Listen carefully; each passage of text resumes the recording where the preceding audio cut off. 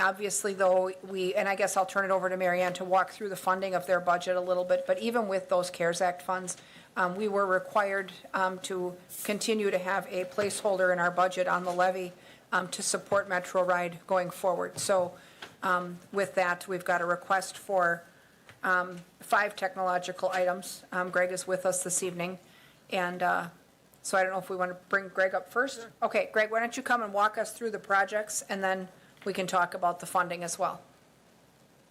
Welcome. Thank you. Hello, everyone.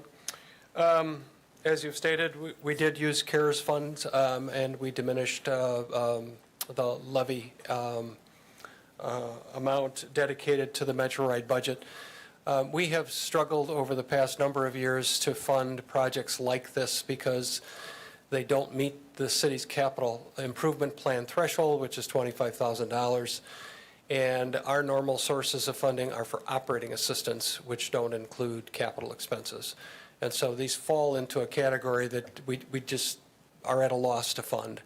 And we have several of these projects should have been done several years ago.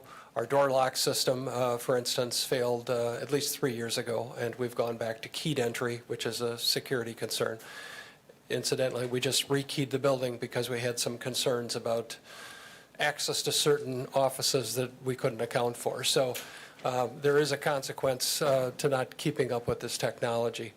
Some of this is routine, like our computer replacement. We are not part of the city's revolving fund to replace computers.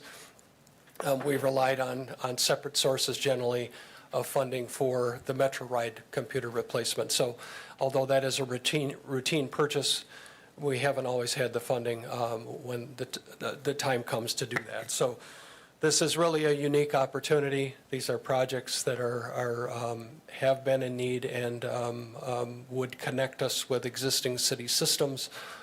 So I highly recommend that we move forward with these. Okay. Any questions? I have a couple. Sure. First, do you remember or recall why Metro Ride isn't participating in the computer replacement program? Because we have an equipment replacement fund that IT is accessing to replace office equipment just like that as it cycles out due to age. For years, we had access to capital funds on and off, and we generally paid for our own computer replacement. The last cycle was the first time that the city paid for all of our computers to be replaced. So that is a program that you guys could get on if necessary. I assume so. I don't know what process that involves. Before, the federal and state had a capital program for transits. Sure. Where they funded 80%, and so we always took advantage of that. Right. And then, as Greg pointed out, when those funds disappeared, the last time they went through their upgrades, the city funded the PC replacement. Okay, so going forward, they could enter into that program and obtain the replacements. Right. Without, Yes, for okay. sure. Right. So, and then the other question I have is, because we are just literally a couple weeks away from the CIP cycle starting again, and often when departments have had some of these little things that none of which are worth more than $25,000, but all really have a common impact, like technology and, park equipment and things like that, sometimes these items will be rolled into one CIP request that gets ranked and scored. Yep. We've done that at the airport, and I know we've done it with like drinking fountains and things in parks where they needed a lot of them, but no one was super expensive. And so, is that an option, I guess, because you already have, based on the levy, you have a ready-made fund source to fund your CIP? So, that said, these items really could be pooled, and they could run through that process this year, and the committee then could be informed that these are basically pre-funded based on the surplus that you would have from the levy from this year? We actually did that in the last cycle, and you funded some building improvements. The roof and things, right? Yep, the roof, lighting, and HVAC, and we've done all but the lighting so far. So we have done that in the past. And in fact, I did bring those through the CIP and indicated that we had alternative funding sources at the time. We got 80% funding on I think a scrubber was in there as Yep. well, floor scrubber. Yep. So we've returned some of those funds as well.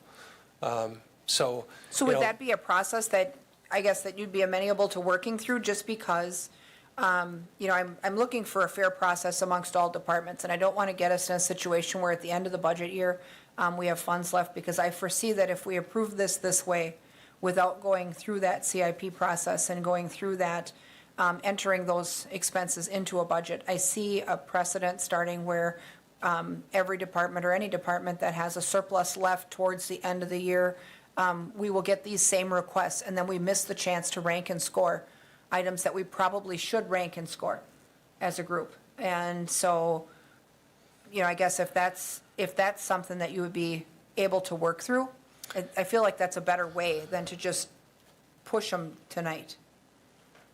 Deb? Well, I guess I agree with you on that, Lisa, especially with, I guess I didn't realize you had so many computers within the transit, and that there are some software available for GPS that could be used for keeping track of the buses, but it may require a standalone computer to be used as a kind of a server for that. So I guess I would think it might be worthwhile to delay a little on this, so that if there's a need for an additional computer, that we put that in the request as well. Well, and there is still time to make CIP requests, because that committee hasn't started to meet yet on any of them, and they've not heard any presentations yet. So we expect probably by the end of July that we would be underway with that. Greg? I guess my only concern is the door lock system, if we don't connect it anytime soon, you know, that's fine. We've got keyed entry, but the phone system is currently dropping calls. We can hear them, or they can hear us and we can't hear them, is what we're hearing from customers. Okay. And the computer replacement, it is a routine replacement. Some of the equipment is already ordered and is in. We kind of bundled these together already so that we could proceed with the CARES money. But the computer replacement was already in process, and we wanted to make sure that you know, that was okay with the Finance Committee. I wish that we had talked about it before the order went in. I feel like we have no choice. Oh. I feel like we don't have, I mean, if there's a bill coming, do we have the option to say no at this point? I feel like we don't.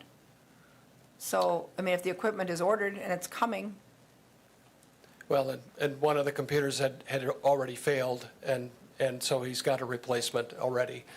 So IT started the process and informed us that we were due. And I said, well, what does that mean? You know, are they paid for as part of the city fund like they were the last time? And she said, yes, I think so. And so we proceeded with the order. At some point, Marianne and I discussed, and Marianne said, well, wait a minute, no, you're not part of that. And so we discussed using the CARES funds, you know, to fund the procurement. okay, I guess I'll defer to Mary Ann for some advice. It could go back to the PC Fund? replacement fund, right, which, you know, every other department in the city, I guess, is under, except for water and sewer, because they have, you know, they're They relying have other on their sources. user fees and the CDA. But even I feel like there's no community better development- time for them to enroll, though. I mean, they have Sure. technology needs that need to be met, and we have a technology fund that does it for everyone else. Right. So, and the order is apparently coming. Right, So, and it's not, that fund has sufficient balance that it would be able to absorb this in there. And, I mean, it then provides other opportunities. for Yeah, and the other mitigating issue was they were trying to switch us over to laptops so we could work from home. And equipment has been on back order for for that, months. okay. But the other things, video system at the transit center, which we certainly need for security, fueling system upgrade, door locks, we know that facilities needs are important. Those items, I mean, that totals 20, 40, about $50,000 worth of stuff before we even get to the telephones. That certainly could be a CIP, funded with the money that we have in-house, right? I mean, And then I guess the other question is if we were to approve it, how much of this work can be completed in a timely manner? I mean, would we end the year and still need some of this stuff done? Because some of these things where IT interventions are needed, they're not necessarily fast. Yeah, they're all IT stuff. And they have a full plate to start with. So if we'd fund it today, there's no guarantee that we wouldn't finish the year and you still wouldn't have your stuff. Well, all of this, all of the pricing and the, they've done legwork on this already. That's where I got the pricing. So IT is aware of these projects. We've been meeting on these projects on an ongoing basis for the past 2-3 years. The challenge has been, where does the money come from? There's no doubt that the systems are in need of replacement or upgrade. Right. The challenge has been, where does the money come from? Well, and the secondary challenge is to get on their schedule and get stuff put in and, whatever. I mean, we've had software systems where we've funded them and 2 years later, they're not in, just depending on what hurdles and bumps in the road exist for them to get the work done also. Well, I think they have been ready to go on a couple of these things, and the question has been, where do we get the funding for this?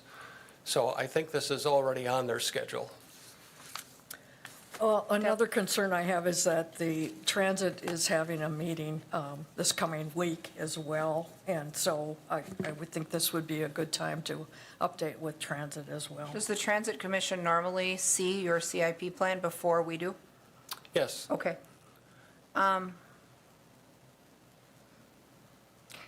With regard to that phone system, is that, that also now is, because that's a integrated system, is that integrated into the IT system that we are using for the replacement fund as well? Or are they not getting phones out of there, just computers? Just computers. Okay, so not telephones? What But are your I thought, Greg, you had told us in previous months that your phone system is not really connected with the city's overall system. Correct. It's a different system and standalone. And Yes. so I think with us going to, potentially to a full bus come fall, that having the phones upgraded is important. Okay. So what are your thoughts, committee? Do you want to approve all of these items, or do you want to work with the phone system and the computers and then put the other three in with CIP? I'm not opposed to considering priority needs, but we're so close to the start of a CIP vetting process that I hate to just see that we have money in some line item somewhere and then, shoot those through, and then we'll have 5 other requests because there's departments citywide that need stuff right now that are waiting for CIP, and I think to be fair to them, we should have that process whenever it's possible. Well, I think the other 3 should go back to transit because transit is meeting, this Thursday. So the fueling system, the video system, and the door control? Mm-hmm. Okay. So then do we have a motion to approve right now from the levy funds that are already on hand, the phone system replacement, and then to source the computer replacement from the city's equipment replacement fund that they will then begin to participate in? We have a motion from Herbst. Is there a second? Second from Ryan. Further discussion or questions? Seeing none, members in favor signify by saying aye. Aye. Aye, opposed? None are opposed, so that motion carries. So we're halfway there. All right. So then bundle up the other ones and put those in for 22 CIP. Very well. All right, Will do. thank you. Thanks. All right, so that takes care of that item. Item number 3 is discussion and possible action on a waiver of right of first refusal at 7120 Stewart Avenue from Tonjes Properties LLC to Kingspan Light and Air LLC. You'll recall that in the business campus, anytime land changes hands, there's a caveat in the contract that allows the city to reclaim those parcels for whatever use. However, historically, if the city does not have a use for the parcel, if the operations are in keeping with what we want to see happening in the business campus, and the city doesn't have the money to, outbid the private sector to secure the property, we've typically been approving these under contract. And I see we have the city attorney with us, and I believe we also have a representative with us here tonight from Major Industries, which is the operating entity in the building that's currently owned by Tonjes, if anyone has questions. My understanding is that the operations will remain the same, but there's just been a change of ownership, like a corporate deal. Anybody want to make a motion to approve this item, waiver? Motion by Martins, is there a second? Second by Watson. Further discussion or questions? Seeing none, members in favor signify by saying aye. Aye, opposed? No one's opposed, that item passes as well. Item number 4 is discussion and possible action regarding a tourism entity agreement between the City of Wausau, the Room Tax Commission, and the Wausau Central Wisconsin Convention and Visitors Bureau Incorporated. You'll recall that over the last year, we've had lots of discussions about our contract with the CVB. We had opted to exit that contract and then enter into some mediation negotiations with them. That has been ongoing. The Room Tax Commission, just within the last couple weeks, met to consider this. And I think between some of that mediation, I'll let the mayor speak to it because she's been involved in it. They've been able to come to an arrangement that addresses most of the things that we were concerned about. And so we may be able to try to rebuild a relationship with them with some new leadership. So I'll turn it over to the mayor. Welcome. Great. Hi. So this probably looks familiar to you because the agreement, the contract is crafted from the memorandum of understanding that you already saw and unanimously passed, I believe. And then the contract that we had before, but it includes some dates of renewal. So we'll every year look back at it and decide if we want to stay in this agreement. So if there are any other questions, I know Ann is here and she crafted this. I sent it over to the CVB to see if they had any questions and they didn't. So I think we're ready to move forward if you are. Could be the start of some positive forward progress with them. I mean, they have agreed to our request for greater transparency and the flow of information between them and us, which has often been questionable. And they have also begun a change of leadership at the top, which we think is key to communications as well. So does anybody want to make a motion to approve the agreement? Motion by Herbst, is there a second? Second by Martins. You have a question or comment? I was just going to make a comment. Sure. Yeah, because at the Room Tax Committee meeting, when we discussed this contract, really it did not change substantially from the MOU that we had discussed in a previous council meeting.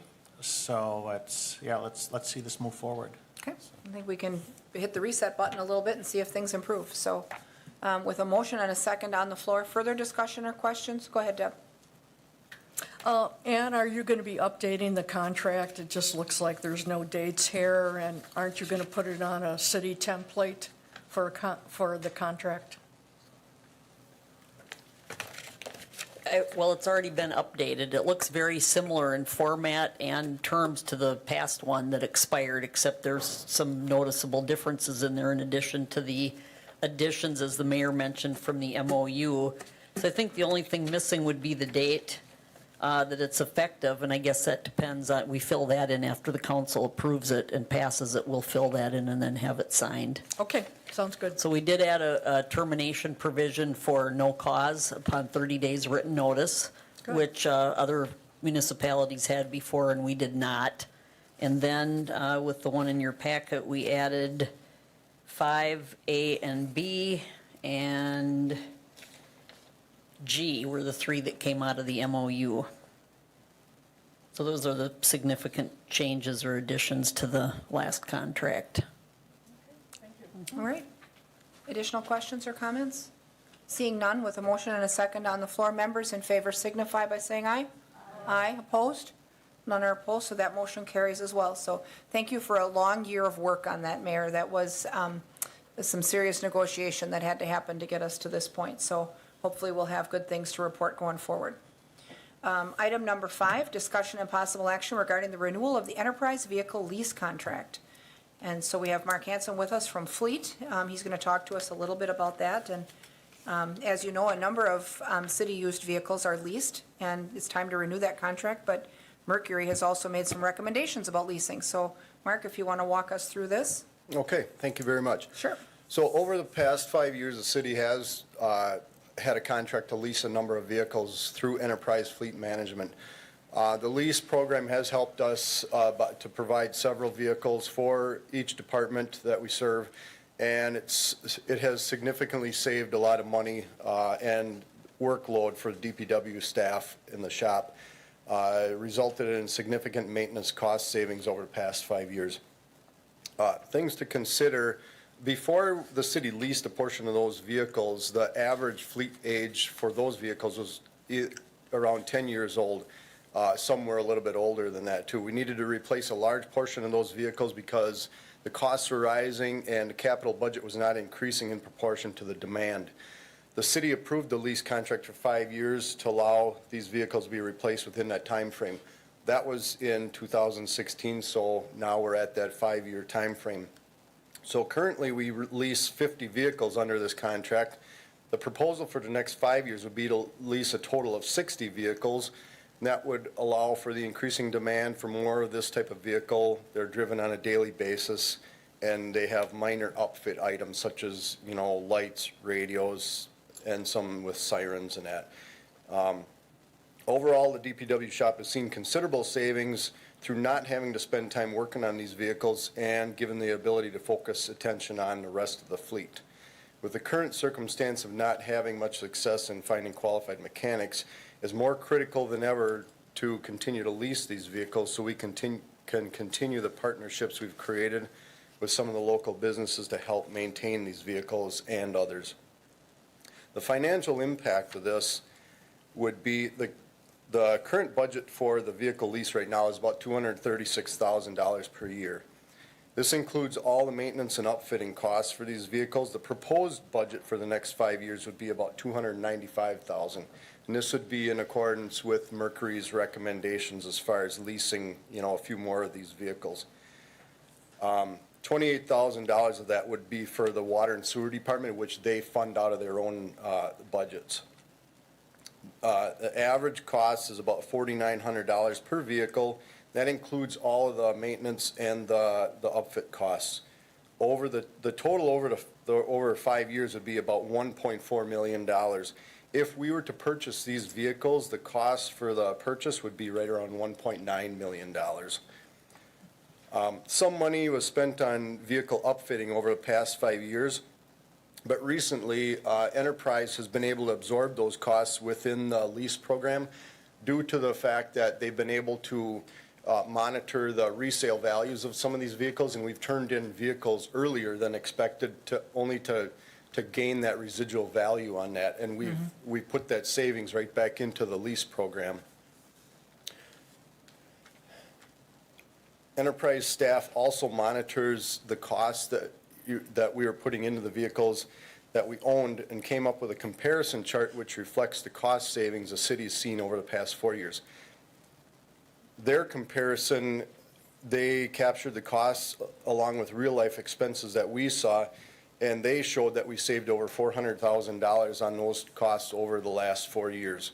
The chart that I had that they gave me shows an increase in costs for these leased vehicles, mostly because of the increased number of leased vehicles. But the overall cost of leasing over the 5-year period would be about $1,477,000.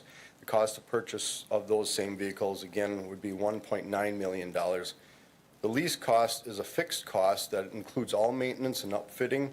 The purchase cost does not include any maintenance or upfitting.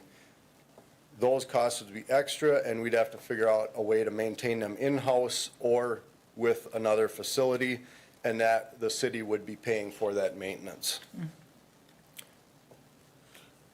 Let's see, where am I at here? When an Enterprise vehicle is returned, they take care of the sale of the vehicle and either roll over the captured sale price of the vehicle and put that back into the lease program, or return the funds to the city into a revenue account. It's been found to be more effective to roll over the equity into the lease to try and reduce that overall cost of the program. With this strategy, Enterprise has been able to predict a relatively flat budget over the next 5-year period, making this portion of the fleet much more cost efficient overall. Okay. My recommendation would be the renewal of the Enterprise lease contract for a total of $295,553 each year for the next 5 years. And that's a flatline cost. After speaking with Enterprise staff, they said with the return value on some of the vehicles that we have, we can pretty much predict a flatline budget cost over those next 5 years. So we'd expect that rate to be locked in then, $295 per year for 5. that's what we're going to try and stick to. That's a predicted budget cost. It's not locked in, but that's what they're saying that we're going to be able to predict based on the values of the vehicles that they've been That you able to have see now. over the past few years. One of the things that we talked about in the SISM committee when we got the presentation from Mercury on the fleet study was the opportunity for us to periodically go out to, excuse me, go out to RFP and secure bids for that leasing contract. I mean, that's $300,000 a year is a valuable contract to perhaps more than one entity. And so, you know, this would be an ideal time to consider getting bids to make sure that the pricing we're getting from Enterprise is indeed the best pricing that's out in the market. So I looked into because this is under a Sourcewell contract that we would, if we get approval with this. So I looked into the Sourcewell contract and what they do with Enterprise in it. And basically, Sourcewell is a large company that, they're based in Minnesota, and they do nothing but bidding. They've done all the bidding on the lease contracts. There were 5 other companies that were evaluated along with Enterprise. And what Sourcewell came up with was they ranked Enterprise number 1. This was taken from a Sourcewell website, and it was among the 5 other vendors that submitted their bids. Enterprise Fleet Management has served 93% of all of its Sourcewell members. Merchants Fleet Management was 6.3%, and D&M leasing was 0.5%. So it kind of tells me that, you know, for the most part, people choose Enterprise because it's the best value for the dollar. And with all of the information that they provide and the service that they provide, I found them to be very valuable, you know, and they provide more than just vehicle leasing. When does the contract renew? When is, It's due this year. It would be basically right now, this spring, summertime is when it's. well, we need an expiration date because we need to know if we have time for an RFP. I mean, the thing is sometimes what happens is we get comfortable with a vendor and we like that vendor, which is perfect, but, you know, we don't know what else is out in the marketplace. And I think it behooves us on, you know, larger contracts, I mean, even things like cell phones, for us to get competitive pricing and verify whether or not the deal we're getting is still the best deal that's out in the market. I mean, I feel like we owe that to the taxpayers. So I guess, Mary Ann, what are your thoughts on an RFP for cars? I think, you know, we didn't do an RFP the last time. Actually, we did. Oh, we did? Oh, We okay. did put it out to I'm bid, s- yes. I apologize. So in 16, you had an RFP, Yes. Okay. okay? So, you know, and when Mercury gave their presentation the other night, you know, they did find that we were getting really good prices. There were a couple of little issues. I don't remember exactly what they were offhand. Some of that their they- fees, I think, Right. internal fees were high. So, I mean, one option would be to see if Mercury would be willing to just review this Sourcewell quote and how it stacks up to, you know, wherever they're getting Well, they've their got experience information. nationwide with people's fleets, so that Right. would be a plus to have them look at it for us. And see if they could negotiate, you know, something, or that they could give us information that we could negotiate something a little bit better with Enterprise. I did take a look at their fee structure on there, and Mercury was thinking it was 10% of management fee, but it's actually 0.1 to 0.5%. Okay. So It's a lot less. Okay, but yeah, if there's any other internal fees that they flagged as high, that is a point of negotiation, obviously, now is the time. I mean, if this contract isn't up like 7/1, and we have a month or two where we could have Mercury take a look at the Sourcewell materials, you know, and verify that there's not other things that we should be pressing for. Sure. Deb, go ahead. It says on the last page, though, this contract was on July 24th of 2018 and will expire on July 24th of 2022. So I guess we do have some So time. we have a year. that's the Sourcewell contract. That's when Enterprise was approved by Sourcewell. Okay. But we don't have a firm date on when ours is actually up. No, see, Enterprise is a little bit different because there's certain vehicles that, I can get those numbers, but I believe the lease on those vehicles is due in May, and they've given us an extension on those. There's like 6 vehicles right now, See, what they do is a year-by-year basis. They give us, like, each year we have certain vehicles that are under that contract. So we'd have 6 vehicles that we'd have to, figure out what we're going to do with, real soon. How many contracts are there? I mean, my thought is if you're leasing from Enterprise and you enter into contract with them to lease either 50 or 60 cars, that's one contract with one date and one price. So are you telling me that we have agreements spread all over the calendar for a multitude of these cars? Yeah, we have an agreement that's signed by the mayor for each vehicle that we lease. So, yeah, we keep records of each one of those. They have their own separate costs because they're all separate. Well, the cost tracking is different, though. I mean, in terms of our relationship with Enterprise, does that not culminate at the same time each year? I think it didn't because it took us a while to step into Yeah. the plan. Yeah. Okay. So, like the first As year. cars we're ready to replace? Yes. Right, Okay. right. So, it's got like some of these cars are almost a tail to the contract where we, maybe Yeah. just took possession of them last year, for example. Right. So- Okay. Because then they will, basically I work with them and they say, hey, these ones are due for replacement. So then we work on those replacements and then they make recommendations for other ones that they say, hey, these, we could capitalize on that resale cost. So then we have to look at those and see how we're going to replace those. From a procurement policy standpoint, we're allowed to use entities like Sourcewell in place of our own bidding because. Because they're doing it for you, basically. Right. So it's not that we're not in compliance. Mark Right. isn't here asking for a sole source. No. I think because this contract had some controversy surrounded it, we just didn't want to go out and renew the contract because it was It's a high dollar, controversial. right? Yeah, Well, it and was we've high dollar. determined Yep. through the Mercury study that leasing makes sense. I mean, we Yes. flat out asked them and says, if we are doing not enough leasing, too much leasing, or the right amount of leasing, and they came back with an answer that says we're doing the right amount. So we know that we're not excessively leasing and that we're not leaving money on the table by not doing it in other situations. So I think that study had value there. I think that, it caught my notice when they said a number of the internal contract costs seemed a little high. And so I think going forward, it behooves us to negotiate points like that. If they have internal service fees where, other vendors are perhaps lower, those are the things that you guys can negotiate as a staff without committee oversight. But I think that it makes sense for us if Sourcewell is doing that comparison.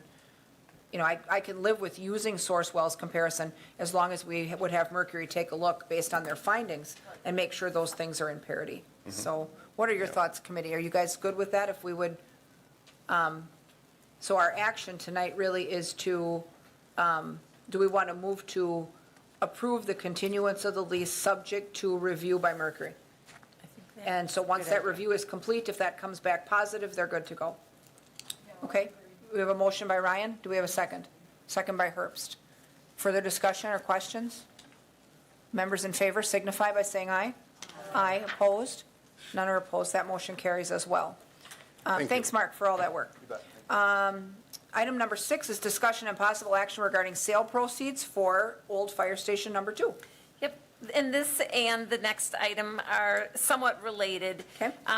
Finance Committee obviously has been looking at the sustainability of our motor pool because we, rely on that to keep our apparatus and our rolling stock moving. We've hired Mercury to come in and take a look at our operations.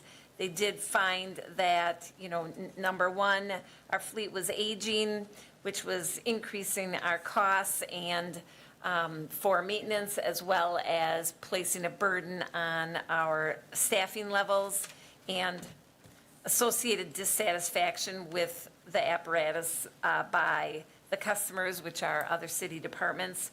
And they, made recommendations that we shorten the life of that and that we change our fee structure to recover more costs from the departments.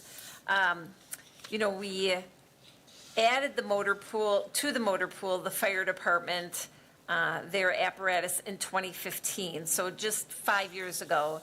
And They are billed about $300-some thousand, about $325 every year for motor pool that, is supposed to recover fuel, the maintenance, as well as costs associated with replacement. So it really has not allowed any buildup of dollars for these large apparatus replacements. And we have replaced during that 5-year period of time some emergency vehicles and ambulance.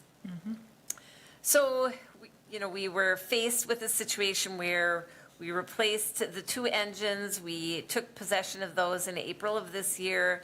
And then we had the ladder truck, which the goal was to order it in '21, take ownership of it in 2022 after it was manufactured.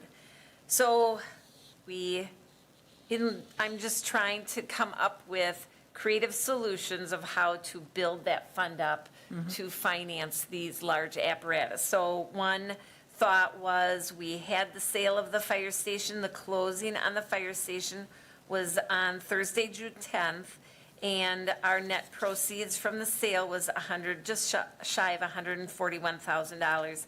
I realize that's a small dollar amount when we compare it to the size of the apparatus purchases, but, in this situation, every dollar helps. So my recommendation was to place those proceeds in the motor pool fund as a means of offsetting these large purchases. So that was the first one. The second one, when we adopted a resolution for the 2021 promissory note, we added $1 million to that, and we've talked about this before too, for that ladder truck that is on order. Promissory note allows us to, basically use anything that's on that list. So if we wanted to, we could take the $1 million engines that we received possession of in April and use those proceeds to offset the $1 million for the 2 engines. It's a little bit more than $1 million, but we would just use $1 million.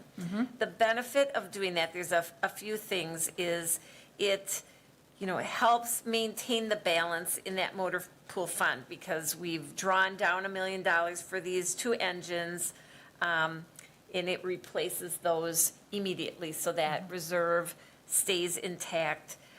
It transfers that interest earning capacity because right now we depleted our own funds by the $1 million.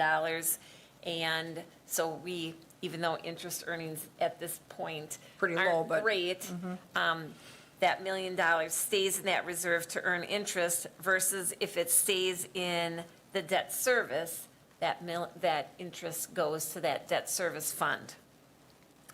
Finally, it gives us some flexibility as the rest of the COVID recovery plan on the federal level plays out. We know that the funds that we've received to date, this does not qualify, but there's a lot of action taking place on the federal level to look at an infrastructure and economic recovery plan, and it may qualify for something like that. We don't know now.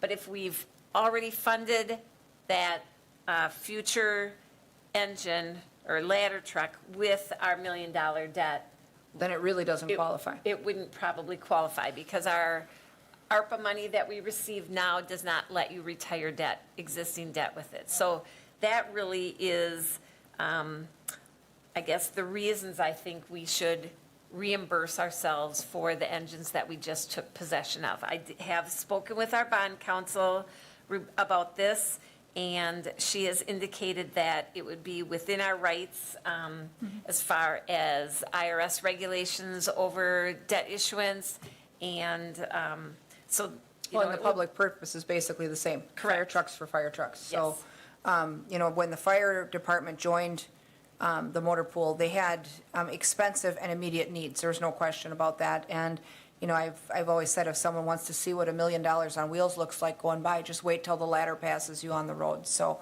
in fact, the 2 are sitting out front for a photo with us at 6:15. So, they brought them down to display them for us and for the public, and that's seriously an expensive venture compared to what vehicles for other departments are, where they use, and different things for different departments, but they had immediate needs that drew that down. Before that, they were competing for them in CIP. And so imagine putting working fire apparatus ahead of any other project that was competing. So it made sense to get them into the motor pool, but the impact is very obvious. So I think I could support both. I also like the fact that we would use money that's generated from fire operations to help the fire department get things they need. Like we sold Fire Station Number 2, why should they not get the proceeds for that? To, meet the needs of the department versus us, throwing it in the general fund and spreading it out among 5 or 6. So that just seems like a logical use for us, for them to have those funds from the firehouse. What are your thoughts, committee? We can vote on it as 2 separate items because it's 2 separate items on our agenda. Does anyone want to first make a motion to earmark the sale proceeds from old Fire Station Number 2 to be placed in the motor pool? We have a motion by Herbst, second by Watson. Further discussion on that? Seeing none, members in favor signify by saying aye. Aye. Opposed? None are opposed. That motion carries. And then we'll take item number 7, which is discussion and possible action regarding reimbursement resolution for the fire trucks under 2021A debt. Do we have a motion then to earmark those debt proceeds to cover the 2 fire engines that are parked out front? Motion by Martins. Is there a second? Second by Herbst. Further discussion or questions? Seeing none, members in favor signify by saying aye. Aye. Opposed? None are opposed. That motion carries. So we'll work through that. Item number 8 is discussion and possible action regarding a budget mod for the Metro Ride Fund. And let me just switch my packet here. And does Mary Ann have that item as well? Oh, I think there was a miscommunication between myself and Mary Gady, because I think item 2 is. Was it, right? Was it. Okay, so maybe this is the modification to pay for all that stuff? Had we approved it all? Is that where we were Yes. heading? Yeah. So we do still need a budget mod for the 2 items we did approve, right? Right. Well, not the Yeah. computers, because that money's already there. It would just be the phones. Phones, okay. So then the budget modification for the Metro Ride Fund would have to be in an amount equivalent to the phone system Right. replacement, Which is 20,000. and that we can vote on tonight. It's way Yep. less than we'd planned, but we know what we're going to do with the rest of the requests. Do we have a motion then to modify the budget for Metro Ride to contemplate that telephone system replacement that we just approved? Motion by Ryan. Is there a second? Second by Martins. Further discussion? Seeing none, members in favor signify by saying aye. Aye. Opposed? None are opposed. That motion carries. Item number 9 is discussion and possible action on the March 2021 General Fund Financial Report. Yep. And Emily Lay's here to Welcome. give the Thank presentation. you. You want to walk us through how we're doing? Sure. We're here to listen. March was a pretty quiet month, sort of a continuation from what we saw in February. Revenues are up 3% from this point last year, but that's entirely due to increased tax revenues and the timing of a state aid. So in general, our revenues are lagging behind, and that's just due to COVID. We had reduced services, things were shutting down. So we expect that as the spring opens up and the weather gets warmer and the vaccines are more available, to see revenues return more to normal. Okay. On the expense side, general fund expenses are down 3% from this point last year. And those savings are due to Public Works Department and the mild spring weather that we had. So we always like the caveat that those savings could be eaten up if we have a heavy winter. So we're at 25% of the way through the year, and all departments are on budget. There are no areas of concern, so things look pretty good. Love it. Anyone have questions for Emily about the report? If not, we'll place her report on file. Thank you for that. Thank you. Thanks. And then item number 10 is an addendum. Discussion and possible action on a contract for the Regional Hazardous Materials Response Team Services with the state of Wisconsin. This contract is actually coming up shortly. That's why it's on as an addendum on short notice, so sorry for that. We do have Fire Chief Bartek with us if you have questions for him, but Wausau has been the only regional hazmat response team in our area for a very long time, and this contract would allow them to continue serving the region in that capacity. They already have the trained staff and the equipment. Obviously, there's some cost to us for it. There always is.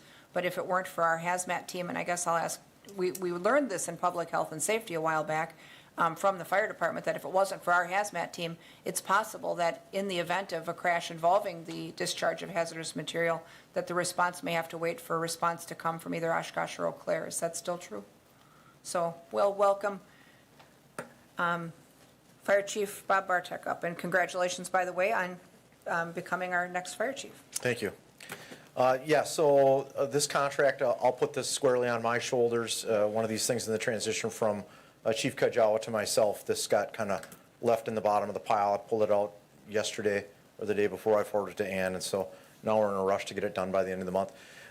It's a significant amount of revenue for our department every year. We fund all of our hazardous materials response within the city through this state contract, so it really works out well for us. Of course, we've just entered into an agreement with Marathon County with a little bit of flow of revenue coming up from them also. And we have done some responses outside the community. We were down to Mosinee twice this year for some large-scale hazmat incidents down there, and then we were able to seek full reimbursement for all of our costs. So our personnel costs, any equipment that's used up and can't be cleaned and put back into service is billed for. And so this contract just allows us to keep doing that with the state and be part of this larger piece of infrastructure that the state has going. It's very little changes, some clarification as far as what Ann has communicated to me. For operations side for us, no change in how we operate in the state. Well, and I think one thing that didn't escape our notice in public health and safety a few years ago was, even prior to Chief Kujawa's tenure, Chief Bushberger indicated to us that what we may not realize is that an awful lot of hazardous material moves through this area, either on wheels or by rail. And so it just takes one incident, and that response becomes vital to us. So the contract is really important, and we were glad that he was able to catch it and get it to us tonight so we can pass it on time. Committee members, any questions for Chief Bartek? Mike, go ahead. Yeah, Sure. so with this contract, since you said that, since this is a regional contract, there is revenue recovery from other municipalities and the counties that are part of the region. So the 104,000 and change, that is our share of what it would cost to provide hazardous materials response services for the city of Wausau then? No, that is our portion as being a type 2 team in the state. So there's 3 different types of teams. Type 1, they do everything we do, which we can do chemical assessment, and the type 1s can do chemical assessment like we can, and they can do weapons of mass destruction. We're not a weapons of mass destruction team. We'd pull a team from Chippewa Falls or from Milwaukee, or we'd bring in the National Guard to assist us with that, which we work with regularly. The revenue that we create there, the 104,000 and change, what that is money allocated by the state for this hazardous materials response structure within the state. This is what we're given to provide us the ongoing costs of training, equipment maintenance, storage of equipment. Hazmat is incredibly expensive. And so while it allows us to, of course, respond within the city of Wausau as the city of Wausau Fire Department, we're deploying with state assets in our own community. So there's no delay, there's no waiting, just as Alder Rasmussen pointed out. We're not having to wait to bring in a team that could do that work for us. We're capable of doing it ourselves. We have within our department another subgroup that is on that hazardous materials response team. The 104,000 pays for their annual physicals that are required and other things, and keeping their ongoing training. We just hosted a level A class this past spring. They're expensive to put on, so that's what that money's used for. And we're allowed to build in that, and we actually have turnover in there for larger expenses as they come about. Okay, so this is part of a regional program, so the actual Yep. costs are probably substantially higher, but this would be. Millions Yeah. for the state structure. Yeah, okay, and I know it's, like Lisa said, it's money well spent, but living in my close proximity to the railroad tracks, I'm glad that there's a hazmat team that's Yeah, and if we have a large scale within event, minutes away. yeah, we can pull in other regional teams to assist us. The next regional closest team is a Type 2 team in Wisconsin Rapids and in Marshfield, but we can pull other teams from anywhere in the state, as we are deployable anywhere in the state. It has been seen in recent weeks. Okay. Well, and it's always interesting because I talked with one of our firefighters at one point that was hazmat certified, and, you know, he said when he sits at the railroad tracks and he watches the train go by and sees the placards on the cars, Oh, yeah. he who understands what's in them all just prays that they just keep on going. The rest of us never know. Yeah. And so, huge program for us to have and hope we don't need it. That's one of these things you hope you don't have to use, but good to have when you do, so. Do we have a motion then to approve the contract? Motion by Herbst, is there a second? Second by Watson. Further discussion or questions? Seeing none, members in favor signify by saying aye. Aye, opposed? None are opposed, that motion carries as well. So Thank thank you. you for that. And I think that is the last item on our agenda, so we'll finish a little early tonight. We will have an opportunity, actually, there's time now, if anyone is interested in going out and seeing those 2 new fire trucks close up, we have that opportunity, and at 6:20, the council is going to take a photo with the fire department with those 2 new engines. So we'll be ready for that photo to be taken, but anytime between now and then, wander out and check out that new equipment that just arrived. So with that, I'll take a motion to adjourn. Motion by Watson, is there a second? Second by Martins. Go ahead. I was just going to say, our next meeting would be the 13th of July then, right? Correct. We were Yep. going to try to hold up having Yes. that second meeting in June because there's no council meeting that night if we didn't have pressing business. Right. So if you guys are okay with having one less meeting in June, you know, I know everyone is super disappointed, so we will not have the second finance meeting for the month of June then. We'll just do it in July. So with that, members in favor of adjournment signify by saying aye. Aye. Opposed? Nobody ever is. We'll stand adjourned then. Thanks, everybody. Thank you. And then council will start in here at 6:30.